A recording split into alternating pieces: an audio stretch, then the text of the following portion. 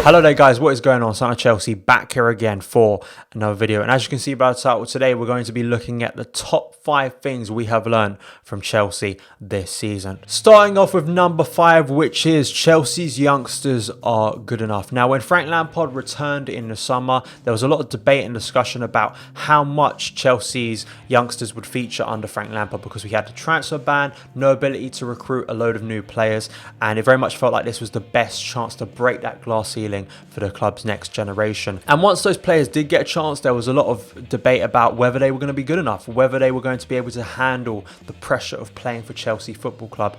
And nearly all of them, and I would argue all of them, have proven they are capable of doing just that. It started off really with Tammy Abraham and Mason Mount. Both of them very much at the start of the season came into form. Tammy Abraham has continued that. He's Chelsea's top goal scorer this season with 15 goals. An incredible landmark personally for him in his first season, which many people didn't expect him to reach when we were back in August, and people were saying this isn't a good enough player for Chelsea. Mason Mount, his ability to play so many games this season under Frank Lampard and come back into form and learn and grow and get better at scoring goals, anticipation. He's a raw talent that's only going to improve. And then you've got the others. Tomori looks like he can be a brilliant defender for Chelsea in the future. Reece James is definitely going to be Chelsea's right back for a number of years. Billy Gilmour looking like he could add that midfield balance that we've craved for many seasons. And Callum Hudson-ODOI is sure to be a player that's going to be big for Chelsea moving forward after getting that big contract and returning from injury. Number 4 is Frank's meritocracy. Performance matters under Frank Lampard, and one of the biggest frustrations for Chelsea fans under Maurizio Sarri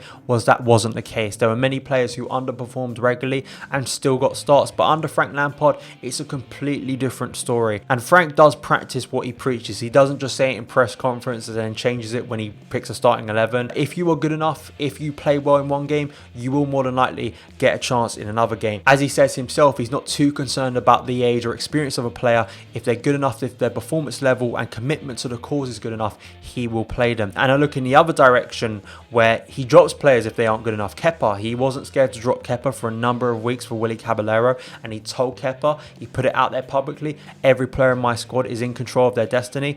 And then Kepa got back into the side and took his chance. I think this is something that has very much upped performances, up competitiveness within the squad, but also really pleased fans, because it very much feels like any player within Frank Lampard's squad has an opportunity. And I think with that you've seen the unity more within this squad, because every player wants to work hard and wants to work to get minutes under Frank Lampard, because they know there is a realistic opportunity they can get them. Number 3 is no area certain. This is sort of the flip side to the meritocracy, is we don't know what Chelsea's best starting 11 is, and really we haven't all season. Even before the 2 wins against Liverpool and Everton, not many people would have been able to accurately predict a best starting 11, and we probably still won't be able to. This is for a number of reasons. You know, we've had young players coming in who of course have growing pains, have, you know, some good performances, some bad performances.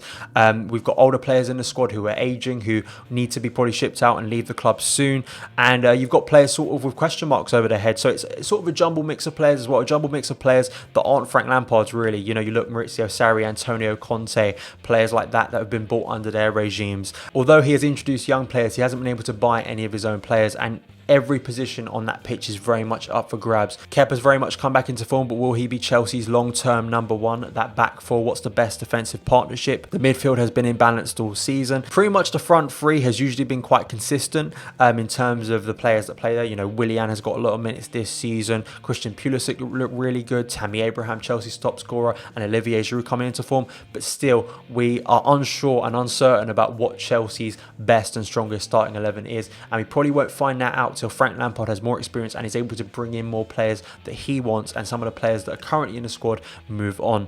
But that is something definitely that's a concern that needs to be rectified if Chelsea are to improve in the Premier League. And number 2, pretty simply, Mateo Kovacic is class. Many fans didn't want Kovacic to sign on a permanent basis after his loan move from Real Madrid, but Chelsea did make that move happen. It was the only move they could make happen because of the transfer ban. But I think that Kovacic has absolutely mesmerised fans this season. He's exceeded expectation. He has probably been Chelsea's best player this season for sure. He has just stepped up his game. He's completely different to the player we saw under Maurizio Sarri. It very much feels like he's been let loose under Frank Lampard. He's so much more direct. He's so much more attacking and vibrant and exciting on a football pitch for a number of reasons. You know, he's got incredible dribbling skills and he can take players out of the game very easily on his best day. He connects well with nearly every department of the pitch with Chelsea players. He's got that connection and that anticipation, and I think that his directness, I think he'd want more goals in his game, but I think what he offers to Chelsea's team is irreplaceable, really, especially in the modern game, and adding pace and that intelligence to Chelsea's midfield that's so much required when you come up against the likes of Liverpool, Manchester City. And he has transformed under Frank Lampard. He really has, and he's deserved always plaudits this season. Some of those passes, those cross-field passes that he's made this season have been beautiful to witness. And one element of his game that is very much underrated is his tackling. He's one of the best tacklers I've seen at Chelsea in a while. He's usually perfectly timed with his tackling, winning the ball back when we're potentially going to get hit with a transition or a counter attack. He's perfect for that within a game, which is another element to his game that's so vital in massive games for Chelsea, that definitely you've seen be so impactful for Chelsea.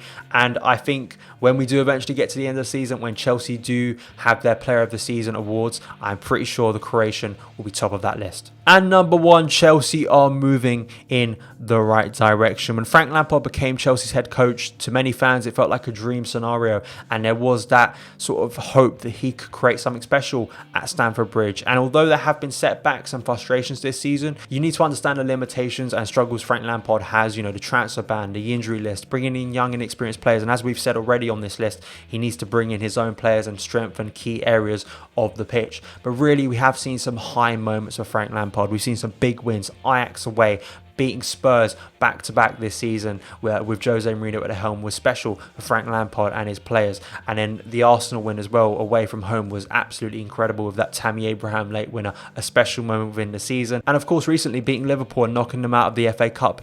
Another big moment for Frank Lampard and his squad, and I think really shows that we are moving in the right direction. We're playing an attacking brand of football that Chelsea have needed to do for a long time. Although at times it is very chaotic watching Chelsea this season and the game can flip very quickly from good to bad, the stats very much back up in the future that this Chelsea side can be very dangerous. You look at the XG, we're just behind Man City and Liverpool on that, and that very much for the future shows that if Chelsea can be more clinical, they can be a really dangerous and prosperous side in front of goal. All that needs is the right investment and the right time backing from not only the board but fans as well. Fans need to be patient and understand this isn't going to be a 1 or 2 year thing. This has to be a longer term thing for Chelsea to really change the culture that is needed to happen for a long time. And unity is the one thing that I think is the biggest positive this season. Fans aren't fighting with each other as much anymore. There very much is a unified sense behind Frank Lampard and what he's trying to do and the young players, and that is something we missed greatly under Maurizio Sarri, and it's great to see under Frank Lampard that has finally returned. So I definitely believe Chelsea under Lampard, even with the setbacks we've had this season, are definitely moving in the right direction, and one I think fans can potentially be proud of in the years to come. So that is my list. Please let me know yours in the comments below. Do you agree? Do you disagree? Please let me know. But thank you guys so much for taking the time to watch this video. If you did enjoy it, hit that subscribe button and a notification bell to never miss an upload. Follow me on Twitter @SonOfChelsea. And I'll see you again.